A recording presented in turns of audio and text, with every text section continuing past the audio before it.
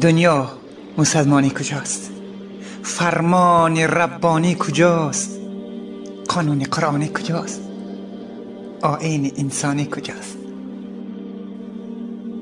در دام تو افتاده ایم، در جام تو افتاده ایم، در کام تو افتاده ایم. آیین انسانی کجاست؟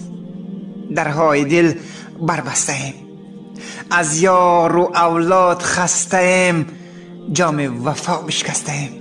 آیین انسانی کجاست؟ نه یاد ز مادر میکنیم، نه یاد ز خواهر میکنیم، کی شاد برادر میکنیم. آیین انسانی کجاست؟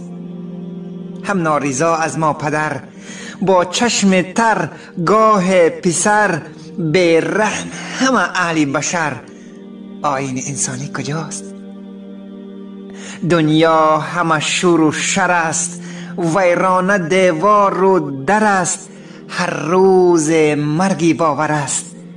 آیین انسانی کجاست؟ دنیا مسلمانی کجاست؟ فرمانی ربانی کجاست؟ قانون قرآنی کجاست؟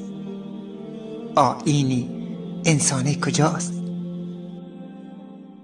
мо қариб ҳама гуна маълумоти идорӣ ва мактабиро бо назардошти сифат ва завқи шумо аз машҳуртарин тамғаҳои молии дунё пешниҳод мекунем. мо берӯзи истироҳат кор мекунем ва имкон дорем ки фармоишоти бештарро ба дари хонаатон ҳам биёрем. аз кӯчактарин ашёи мактабӣ то бузургтарин мол барои таҳсилу тадрис ин ҷо омодаи харидорон аст. сифати баланд, нархи дастрас, интихоби васеъ ва бархурди инфиродӣ дар Килк аст. нишони мо кӯчаи Навобод 75А, кӯчаи Беҳзод 34 ва ошёнаи дуюми маркази савдои Садбарг. иловатан маълумоти моро аз марказҳои савдои Пайкар, Ёвар, Ёсин ва Европа харидорӣ карда метавонед. занг бизанед ва ё дар Вайбер бинависед 93 117 15 93 894 33 33. Килк, интихоби волидон ва хушбахтии кӯдакон.